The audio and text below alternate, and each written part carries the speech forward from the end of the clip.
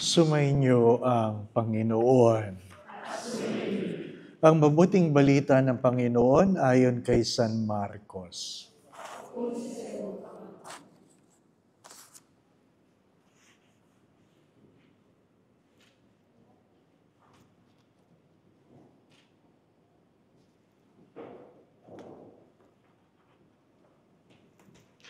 Noong panahong iyon, lumapit kay Jesus sina Santiago at Juan na mga anak ni Zebedeo at ang sabi, "Guro, mahihilingin po sana kami sa inyo."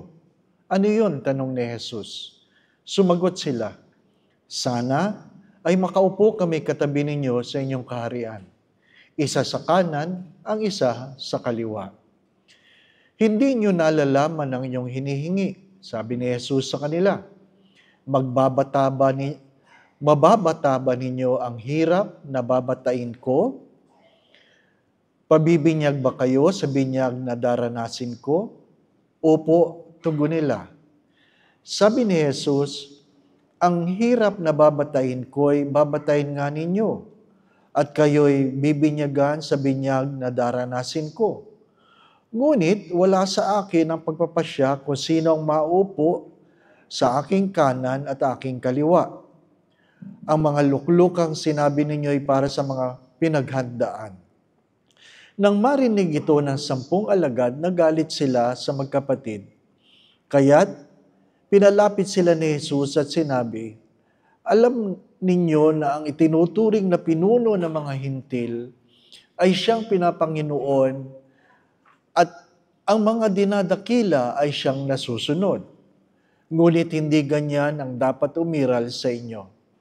Sa halip, ang sino man sa inyo na ibig maging dakila ay dapat maging lingkod.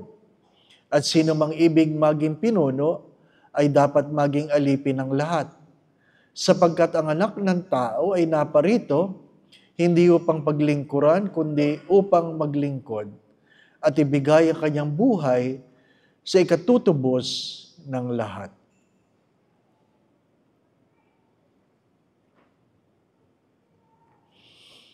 Ang mabuting balita ng ating kaligtasan.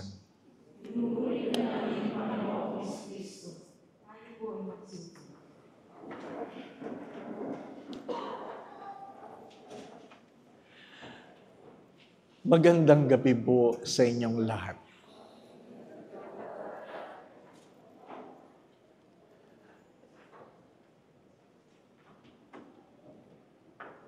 Ang magkapatid na Santiago at Juan ay hiniling sa Diyos kung pwedeng maupo ako at aking kapatid sa iyong kanan at kaliwa pagdating sa iyong kaharian.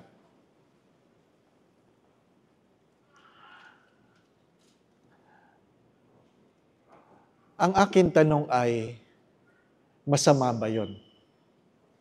Mali ba yun? Mali bang sabihin sa Diyos, "Lord, pwede ba akong maupo sa kanan mo, kapatid ko sa kaliwa, pagdating ng araw?" Mali po ba yun? Hello? Mali o hindi? Ano? So tama. Pag hindi mali, dapat tama. Di po ba? O ewan ko. Sa ibang pagbasa, ang kanilang ina ang nanikluhod at sabi, "Panginoon, pwede ba yung aking mga anak maupo sa iyong kanan at kaliwa pagdating ng araw?" Nanay o nanay. Mali ba yun? Hello? Ha? Hindi. Hindi. Kasi kung yun ay mali, dapat nagalit si Jesus. Hindi nagalit si Jesus. Ang tanong lang ni Jesus ay, kaya mo ba? Yun lang ang tanong. Hindi masamang mangarap. Ang mas masama, yung walang pangarap. Inuulit ko, Hindi masamang mangarap, mas masama yung walang pangarap. Sabi nga nila, there are three types of people. People who make things happen, people who wait for things to happen, and there are people who are not even aware of what is happening. May mga taong hinahabol ang pangarap. May mga taong inaantay ang pangarap. May mga taong hindi alam kung ano nangyayari. Hindi masama ang mangarap. Sabi ni Cedric kanina, Father, ako po yung bata na maliit noon. Ako po yung batang maliit noon. Agad na sinabi ko, buti lumaki ka. Si Father naman. At least alam mo, ano ako noon? At ano na ako ngayon? Ano sabi nila? Kapag ang iyong kahapon ay mas malaki sa iyong kasalukuyan, ibig sabihin, wala kang ginagawang maayos. Because the number one prime principle for personal growth is to make your future bigger than your past. To make your future bigger than your past. Hindi lang yung tumatanda ako. Ang dalawang mahalagang tanong sa bawat tao ay ano? What have I become? And what others have become because of me? Anong nangyari sa akin? Tayo ay produkto ng ating mga desisyon. At sabi nga, kung hindi ka magdidesisyon, yun ang iyong desisyon. We are a product of our choices, and some people think not making a choice is all right. You have to understand that not making a choice is a choice by itself.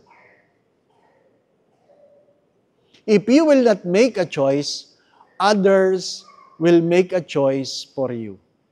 Alam niyo, isa sa malungkot na kwento sa buhay ng maraming tao, hindi lang sa Pilipinas. Ang alin? Pag tinanong mo, bakit ka nag-nurse? Kasi yan po ang gusto ng nanay ko. Anong gusto mo? Bakit ka nag-doktor? Ay kasi po, puro kami doktor. Pero pinagdodoktor ka ba ng Diyos? Merong isang pari, magaling na pari, hinahangaan ko siya, at nang namatay ang kanyang ina, sa misa ng kanyang ina, sa lamay, sa libing, sinabi niya, ito na po ang huling misa ko bilang pari. So nag-aantay ako ng punchline. Baka joke only. Pero, nung namatay ang nanay niya, nagpaalam na siya sa kanyang kongregasyon na siya'y lalabas. After 15 years in the priesthood, he stayed, he was faithful, he was good, he was honest, he was chaste, name it, admirable. And yet, when his mother died, he lost the reason to be a priest. At sabi niya, ang may gusto lang kasi na ako'y maging pari ay nanay ko. Dahil wala na ang nanay ko, huhubarin ko na ang aking sutana. Mahirap naman yung pinakasalan mo ang lalaki yan dahil gusto ng nanay mo. Di po ba, no? Sana siya na lang nagkasalan. Mahirap naman na yung babaeng yan ang gusto ng nanay mo. Sila na lang ang nagsama. Sapagkat pag hindi mo gusto ang iyong ginagawa, napakabigat sa kalooban. lalong-lalo na pagdating ng araw na ikaw ay matanda na. Hindi masamang mangarap. Ang mahalaga, sabi nga, may kapasidad kang mangarap. Ikatlo ay kaya mong panindigan ang iyong pangarap.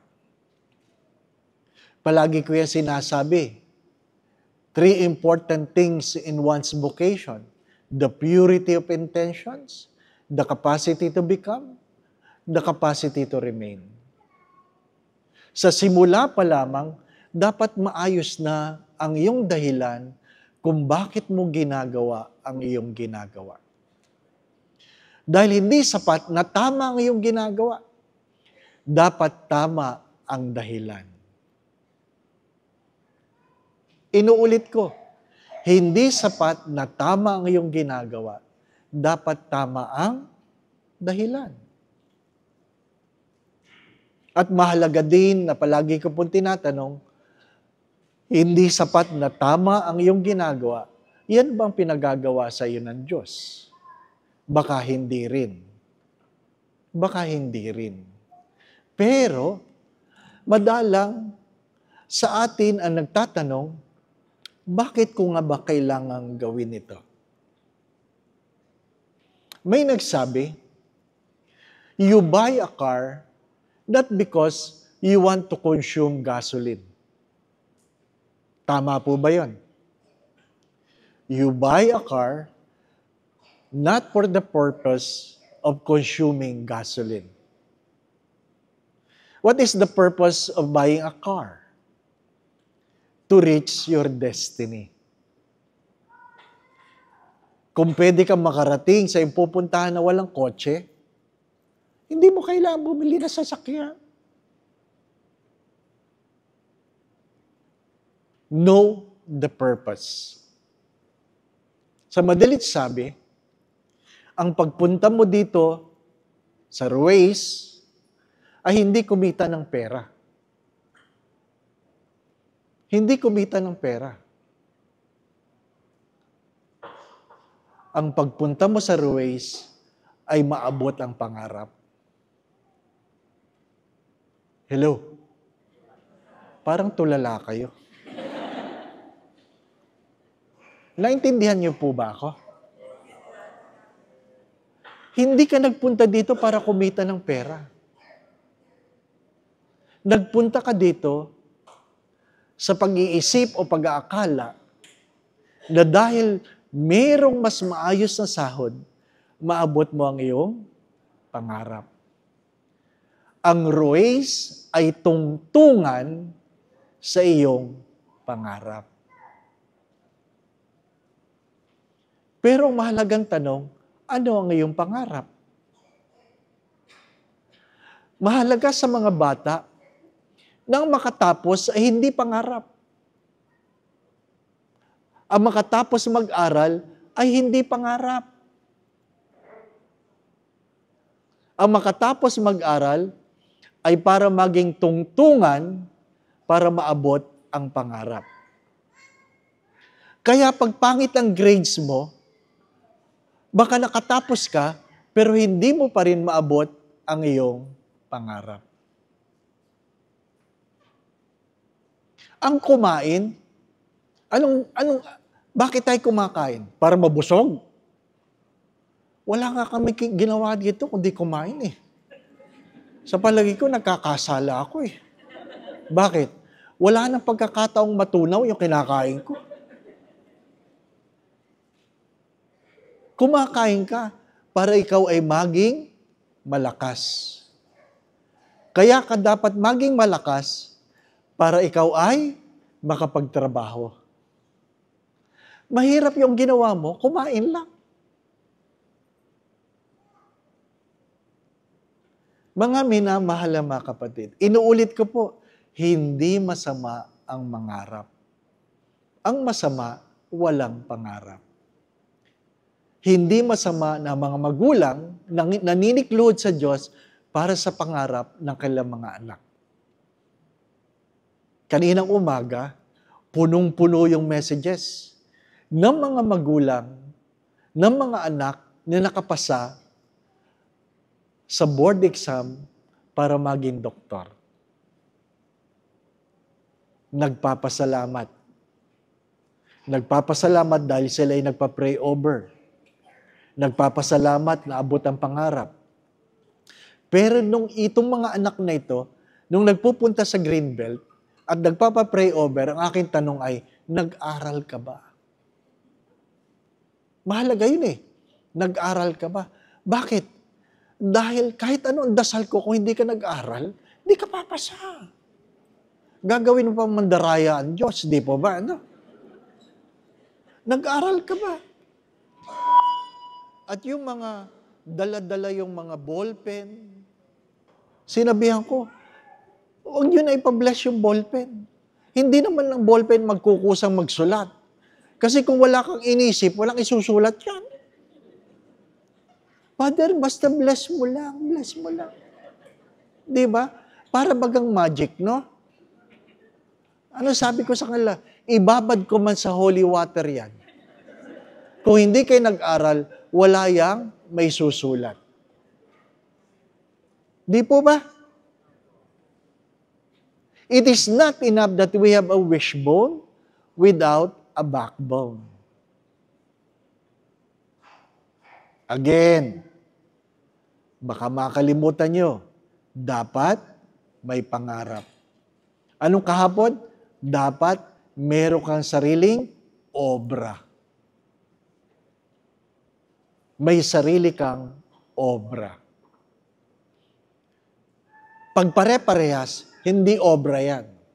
Gaya-gaya. May sarili kang obra. Pangarap para sa iyo. Dahil may kanya-kanya tayong biyaya.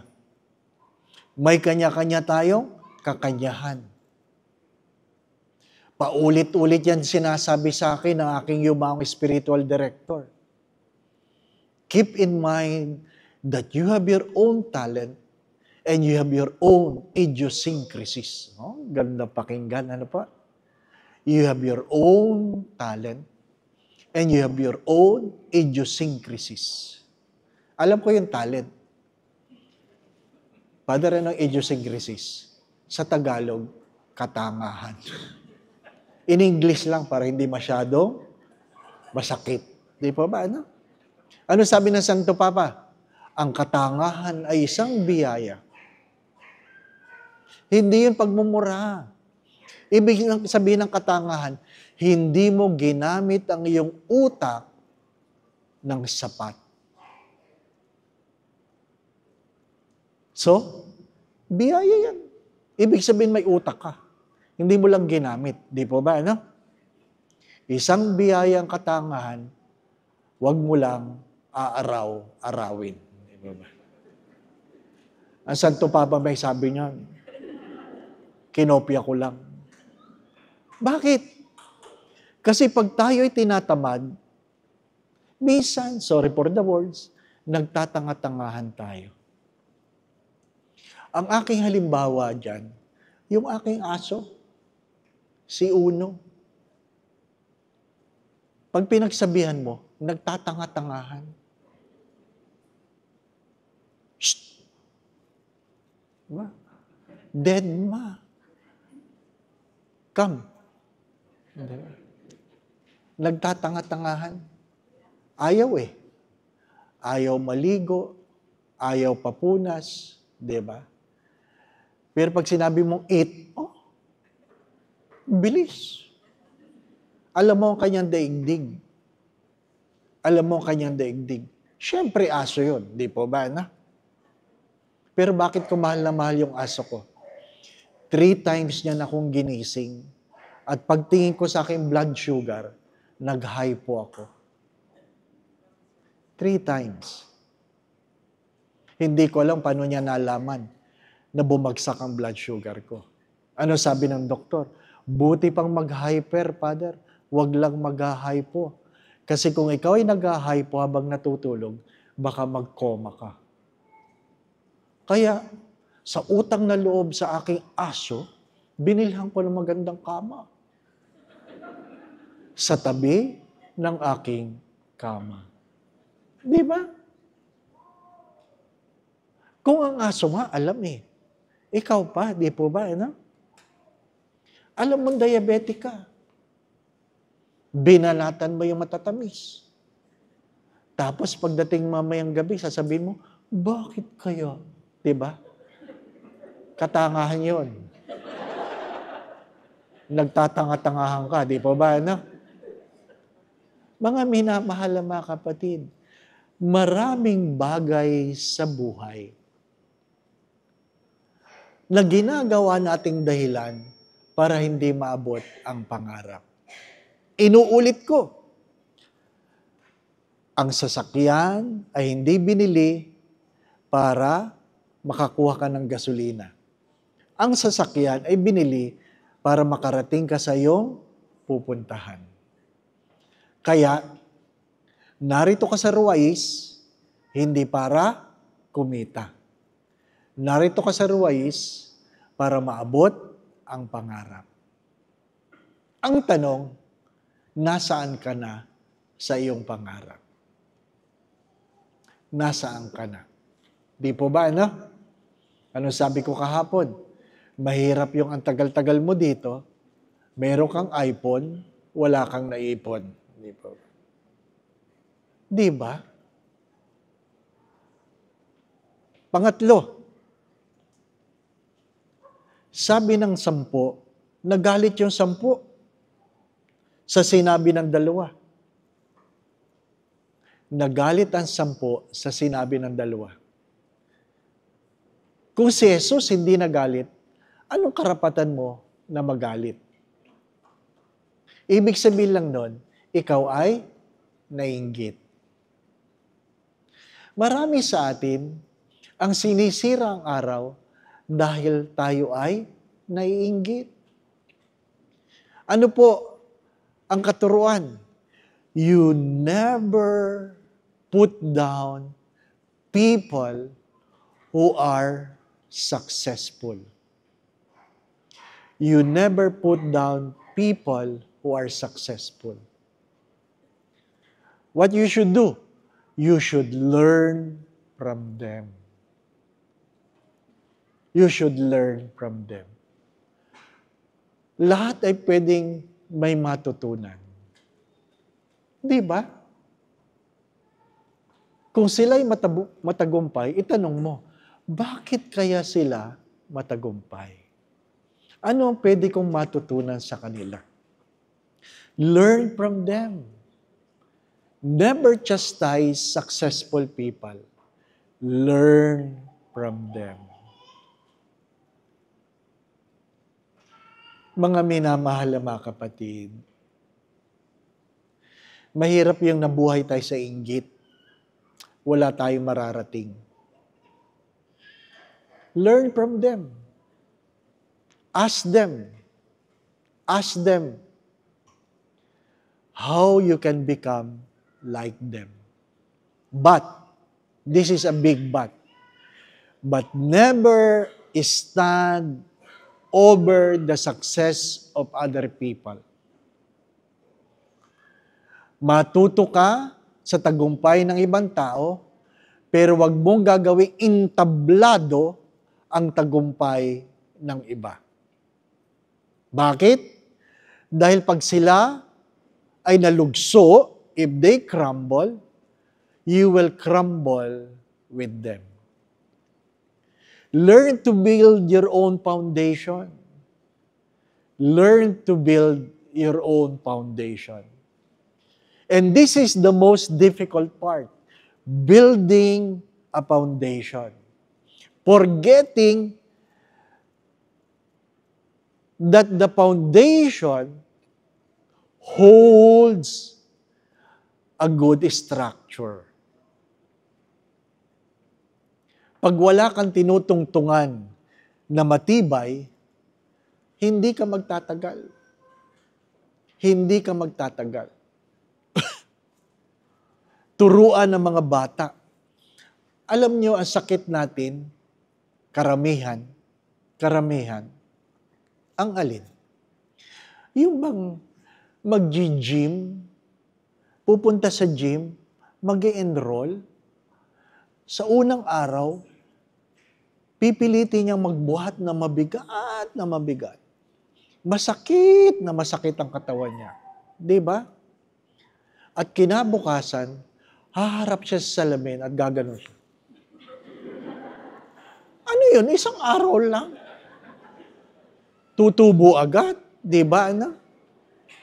Yan yung nag-diet ngayon, hindi ako kakain ngayon.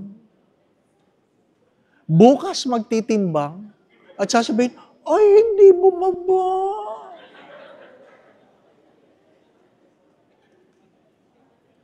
It takes time.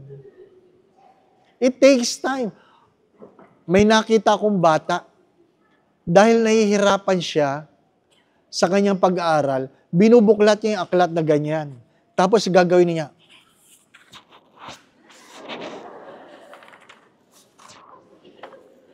Hari nawa, nasasalok mo. Ha? Ano sabi ng nanay ko dyan? Pakuluan mo at inumin mo. Baka pwede. Di po ba, Hari nawa. Hari nawa. You don't learn praying by praying overnight. That's why I always say discipline is never about punishment. Discipline is embracing certain habits so that we will be able to live a life of excellence and distinction. Bakit si Kobe Bryant, pag bumitaw ng bola, shoot palagi? Bakit? At pag ikaw bumitaw ng bola, kapos. Anong pinagkaiba? Practice. Practice. Ano sinabi niya sa kanyang autobiography? I wake up at 3:30 in the morning. I start my day at 4. At sabi nga, araw-araw, kailangan makashoot siya ng 2,000 shots. 2,000? Masakit sa kamay yun. Masakit sa kamay yun. Sabi ng aking pamangkin, gusto niyang, magluto. Sabi ko bakit gusto mo ng culinary? Ang mahal-mahal ng tuition. Gusto niya ng culinary. Kasi ayaw ko ng math. Ayaw daw na niyang math. Nagkamali siya. Kasi, takal pala ng takal. Sabi, ano yung 1 ounce? O, hindi yari ka, di ba, Nakatapos naman. Nakatapos. Mas una siyang lumaki kaysa matapos ang kurso. Bakit? Luto ka ng luto, tikim ka ng tikim, hindi po ba? Talagang ganun. Talagang ganun. Ano sabi ng isang nanay kanina? Umiiyak siya. Hindi alam ng anak na pinadala ng nanay yung sulat ng anak sa kanya. Pinabasa sa akin. Sabi niya, pasensya ka na, Father, pero gusto kong ipabasa sa iyo. Ang ganda nga naman na sinulat ng anak. Kasi 10 years ang paghahanda bago siya naging doktor. Diba, Dapat mahirap ang exam. Dapat mahirap ang maging doktor. Bakit? Buhay ang pinag-uusapan natin, di po ba? Ano? Magkaiba yung doktor sa ambularyo, di po ba? Ano? Pero, mahilig ako sa pero eh. Tayo naman, mahilig sa mura, di po ba? Ano? Ayaw mo ng magaling na doktor kasi mahal. Di doon ka sa mura, di po ba? Ano? Punta ka sa probinsya. Hanggang ngayon, sa tinaas-taas na ngayong pinag-aralan, naniniwala ka sa buga-buga. Ano yung buga-buga? Pupunta ka sa ambularyo. Grabe. Ha? Nagpalinis ka ng mukha, duduraan ka lang, di po ba? No? Tapos kukuha ng papel. Di ba? Ano? Hanggang ngayon. Again, my brothers and sisters, hindi masamang mangarap, hindi kasalanan, hindi nagalit ang Diyos. Ang mga magulang ay dapat nangangarap para sa kanyang mga anak. Basta kaya mo ang iyong pangarap. May mga taong maiinggit sa iyong mga pangarap. Kahit anong gawin mo, kung ikaw ay naiinggit sa ibang matagumpay, anong dapat mong gawin? Matuto ka sa kanila. Ano pa? Huwag kang tutungtong sa entablado ng pangarap o tagumpay ng ibang tao dahil pag sila ay gumuho, guguho ka. At ang panghuli, lahat ng pangarap ay naabot sa haba ng panahon. Pag ikaw ay engineering, 3 taon lang, nakakatakot ka. Di ba ba? No? Lalo na pag doktor ka, na 5 taon lang. Unless talagang sobrang talino mo. Unless. Palagi ko yung sinasabi. Ang alin? You can never eat the fruit of the tree whose seed you just planted today. You cannot eat the fruit of the tree whose seed you just planted today. Pag tinanim mo ngayon, huwag mo sisilipin siya po, wala po. Bukas, wala po. Matagal yan.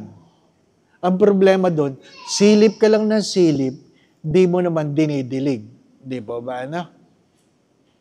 Di naman dinidilig. Ha? Anong sabi nila? Magpunta ka sa gym, ate, kung gusto mong lumiit. Pumunta silang magkakabarkada. 6 na buwan na sila sa gym. Hindi sila lumiliit. Bakit? Kinunan ng picture ni Mister ang kanyang asawa. Yung 3 magkakabarkada, nagkukwentuhan lang sa tapat ng treadmill.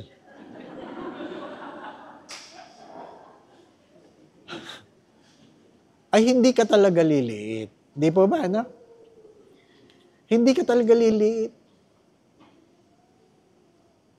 Kailangan mo nang mag-exercise.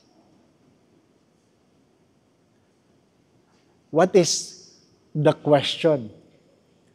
Perhaps the most important question is it clear to you your dreams?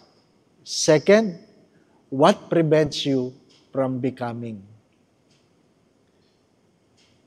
Mahirap maabot ang pangarap kung hindi natin kayang pagtahi-tahiin ang mga bagay-bagay sa ating buhay. Inuulit ko, mahirap abutin ang pangarap kung hindi natin kayang pagtahi-tahiin.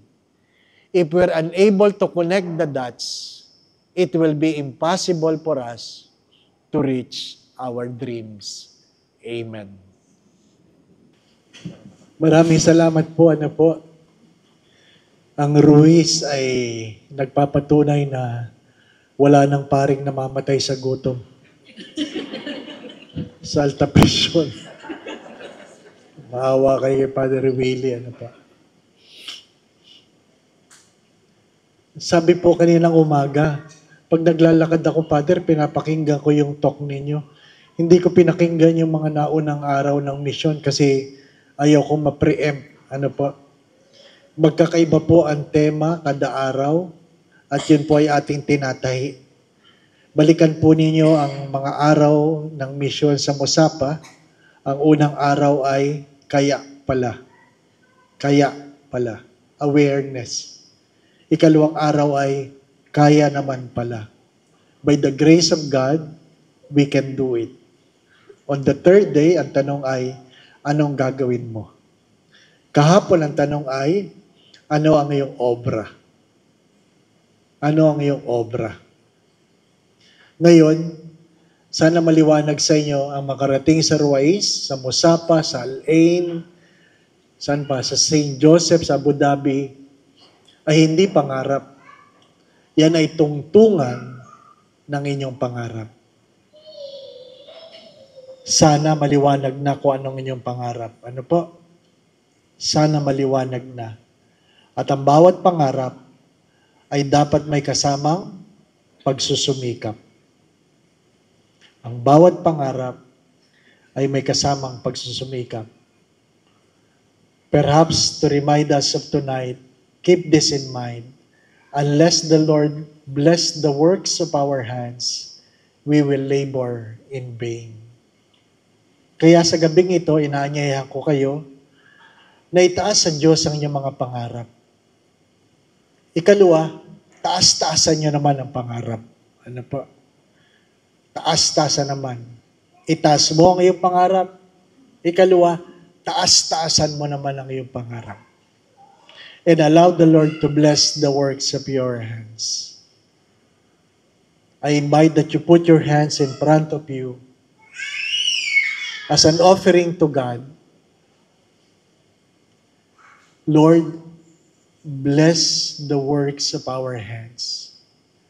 Submit to God your dreams, your aspirations, your struggles, your weaknesses, the pain, the frustration. Name it. Offer it to the Lord. Offer it to the Lord. Bahagi ng mga pangarap ang pagbabata. It's part of our dreams to struggle. Panginoon, dinudulog ko po ang iyong mga anak. Batid mo po ang laman ng kailang mga palad. Batid mo po, Panginoon, ang kailang mga inaasam-asam. Batid mo ang kailang mga kahinaan at kalakasan, kabiguan at tagumpay. Nasaksihan mo, Panginoon, ang kailang mga pagtawad, pagluha. Pangarap hindi lang para sa kanilang sarili, kundi para sa kanilang mga mahal sa buhay. Idinudulog ko po ang bawat isa sa kanila, Panginoon. Nawa po'y patuloy mo silang ingatan. Ilayo mo sila sa lahat ng uri ng kapahamakan. Patuloy mo silang pagkaluban ng kalakasan, kalusugan. At kung mayroon man silang pinagdadaanan, suliranin, problema, pagsubok, tuwangan mo sila, Panginoon. Alisin mo ang kanilang mga pagkatakot at pangamba. Dagdagan mo po ang kanilang mga pananalig at pananampalataya sa iyo.